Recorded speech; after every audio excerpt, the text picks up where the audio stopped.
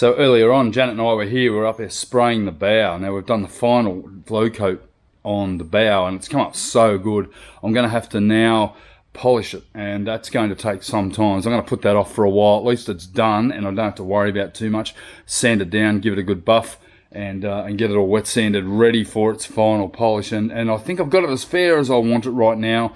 I mean, I may need to do a little bit of work at some stage if ever I pull the boat out again, but you know, that's not really a big deal at the moment. More important that I get the outfitting and all the internal stuff done, because once this is in the water, this sort of stuff becomes incredibly difficult. There's nothing worse than trying to work on a boat when it's a kilometre away from the factory or 2 k's down from the factory, and you've got to get on a tender, go down, oh, I forgot a drill, you've got to go back. And then you've got to measure, cut, and it's just a pain in the ass. So I'm trying to get all of the detailed woodwork out of the way. Electrical work sort of pretty much can now be done on the boat. That means wiring up lights, wiring up fans, wiring up stereos and all that sort of stuff.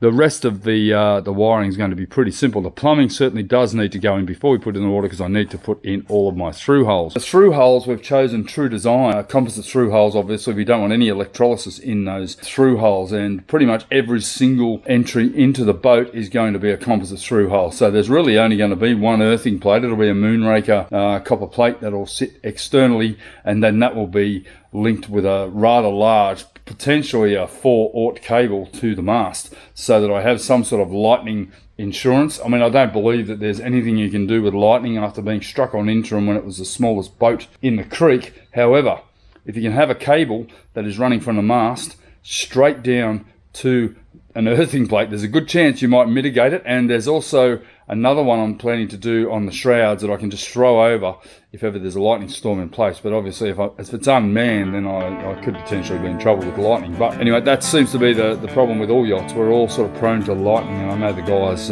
Parlay, and there's a whole heap of others that have been struck by lightning, including me. So not a good scene.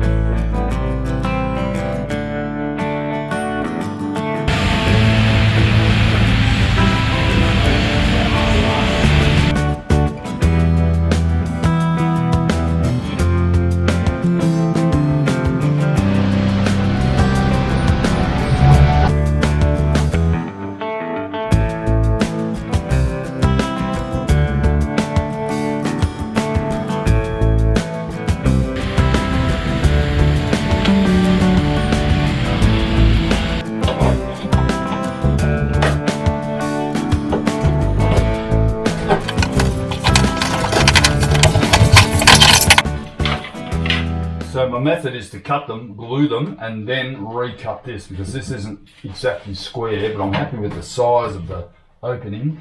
And then this particular drawer here, I'm probably likely to have a piano hinge on it, so that when you open it, it actually drops down and leans on here. There's less chance of it slamming and banging if I do that, but that'll remain to be seen. So I'll have that discussion with Janet about hinging, because she has certain ideas on the way drawers and cupboards should work. I tend to find that piano hinges are good, but unfortunately this one here is probably going to have drawers in it. We're not really sure how we're going to do that, but I'll work that out. This one here will have soft close kitchen style cabinet hinges, and all of this sort of foam core that you see here will be covered in a wood laminate, so it's going to look really, really nice once I get it all done. Rick in Canada the other day said it's unusual seeing me, or a bit foreign seeing me working with wood. Oh baby, it's cold outside. Are you ready for this? Let's go have a look.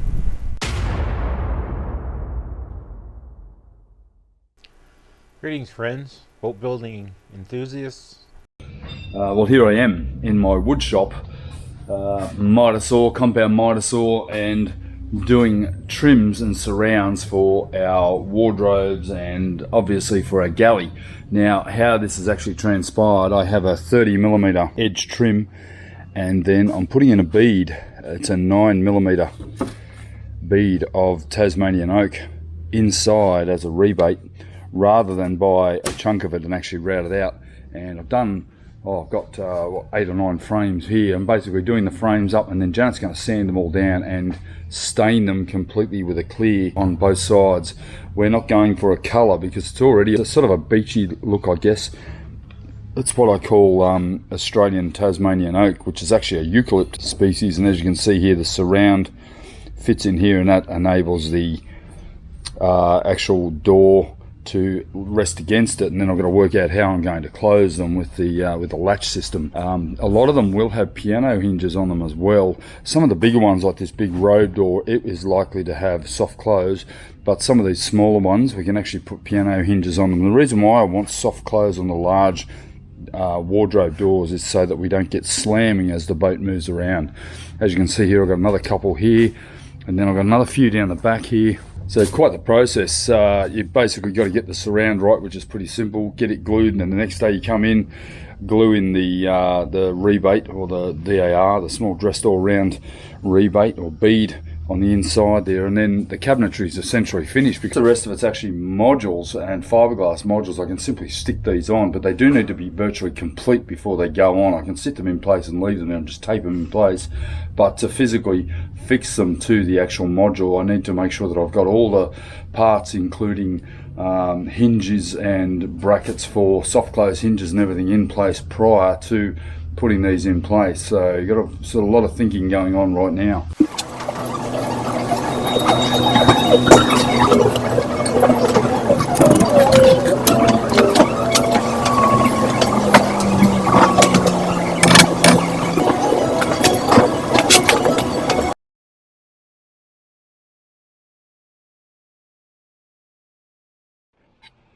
One of the things that came to light when Zach was doing the electrics was access, and even he's a thin, tall, young bloke. He struggled getting in and out of this electrical compartment. We assessed that the hole for the cabinetry was simply too small for me to be able to get in and out. I mean, I can get in there, but I don't like it, so I've decided I'm going to widen it by about 50 mil on each side. And we do need to allow for the cabinetry beading as well, which is going to be inset in there. So I intend to make this as large as I possibly can, and by widening it, I'm really only gaining about 5 centimetres, but that is all the difference that it needs. Now, as I cut this, I'm going to have to be very careful. I've got wiring down here, I've got wiring here, so I'm going to basically cut it with a grinder and just take my time. Ultimately, I probably won't remove this part straight away, but I do want to make the surround for here, because I've got quite a bit of detailed cabinetry to go here. It's not just going to be a piece of wood on the wall. I intend to have it behind a panel to avoid anyone's fingers getting involved in the operation of the boat, and this is basically the nerve centre of the boat, so a lot of work to be done.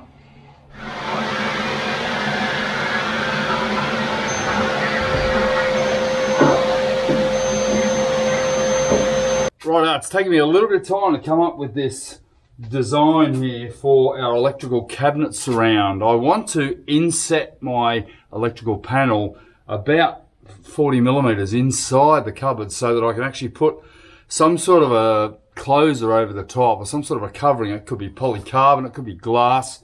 So I've come up with this, and in fact I think it's really good because it's going to have an internal door as well as an external door. So I'm going to be able to basically access the panel itself plus the actual inside of the electrical compartment. So that's been very, very important. So firstly, what I've done is I've made a bead out of this 9mm square DAR, dressed all around Tassie oak, and that is going to fit inside a second bead of 40mm DAR. It's 40mm by 12mm. So you can see here my surround actually then has a mitered bead of 40mm by 12mm, and then that will also then have another 9mm bead inside it. Now, you can criticize my woodworking skills, but I'm not actually, this certainly is not my craft. However, I have done quite a lot of woodwork, so this is really, it's not rocket science, this stuff, but it will actually give me the ability to have a door here as well as another door here, and that will house our electrical cabinet, and obviously take the pressure off the switches being switched inadvertently on and off as people walk past. So that's what I'm sort of planning on doing. I'm hoping this will work. I may even have to inset it even further, but we'll see how that goes. So doing these robe surrounds has been a week and a half of mission, And there's a lot of them. You don't realise how many shelves and cupboards you've actually made. But I've got a cut list here for port cabins here. So we've got this one here, which is actually underneath the galley. Got another two here. Big robe, a drawer, another cupboard down the bottom there, and then another one here. So basically important to number them, and these all have to be mitered, the 90-degree section that we're mitering. And you can run into trouble with this 90 degree if you cut it the wrong way and then waste a whole piece. So you've got to be very, very careful and just batch them in one at a time.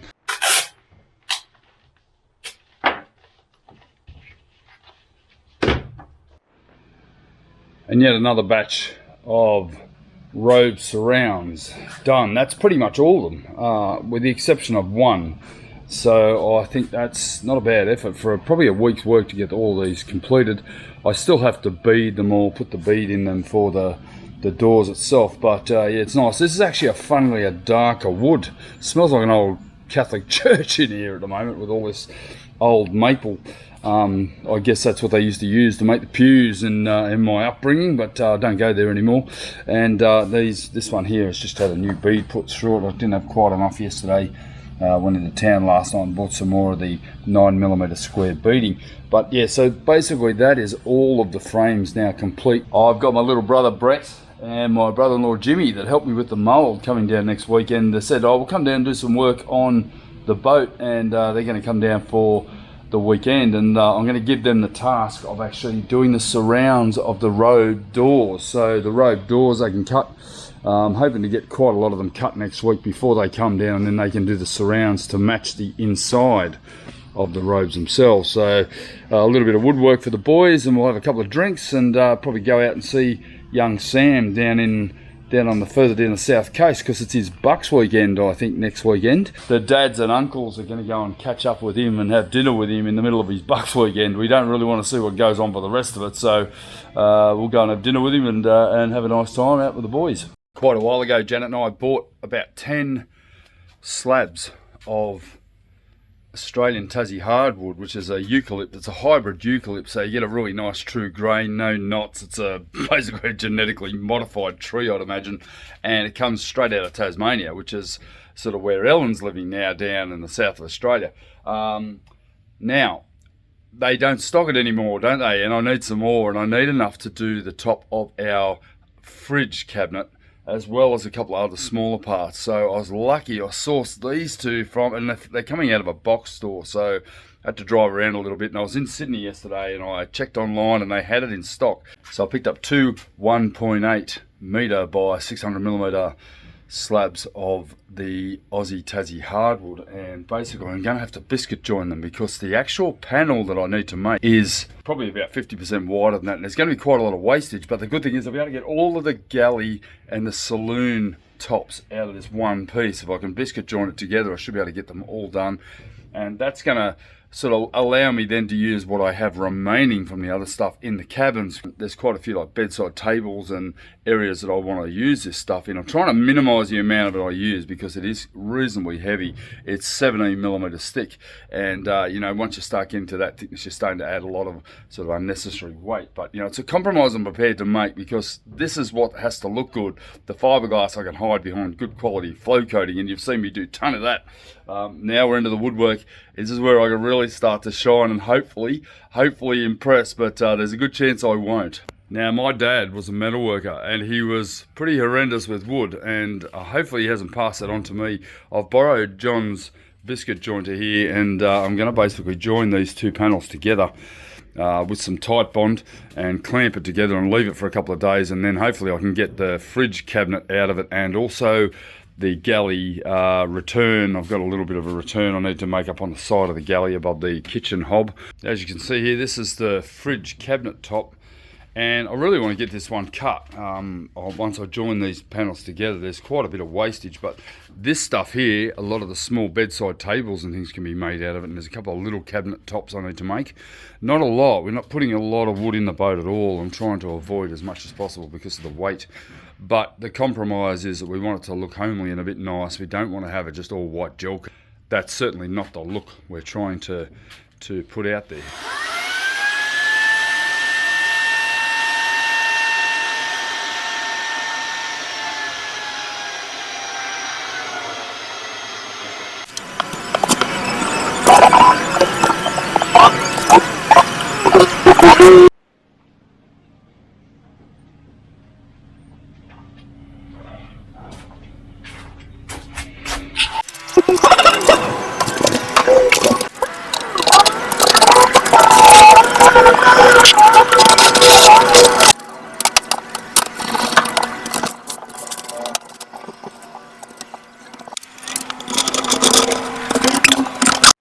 Alright, that's all glued up and ready to cut. I'm basically going to get in and cut this now.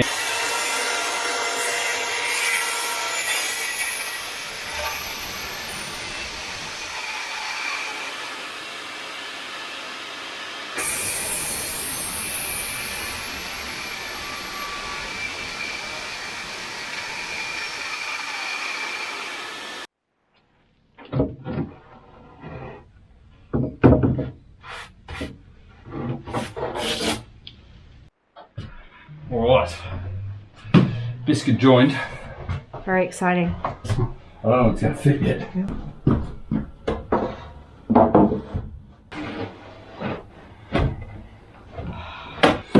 Beautiful.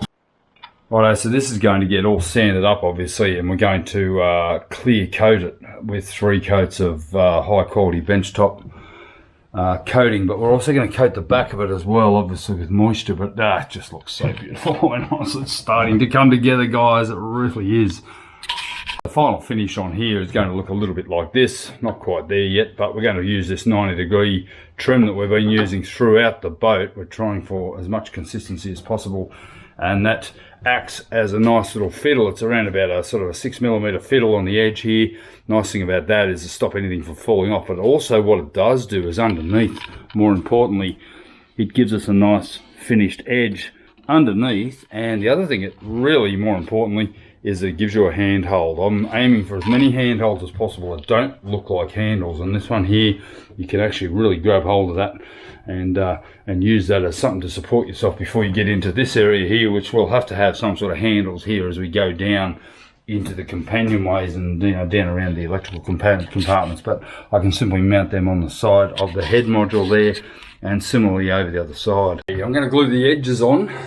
Janet's going to treat and totally clear coat this entire top, so I'm going to glue the edges on, and then she can basically sand, detail, and then finally get down to the finishing of the of this countertop. It's going to be nice to get it all totally sealed. Now I'm using epoxy to glue the wood on. I could just use a wood glue, but I figure that epoxy will actually stand the test of time. We'll seal the wood and do everything necessary, and then we can come through and just totally clear coat the whole thing. Clear coat it above and below.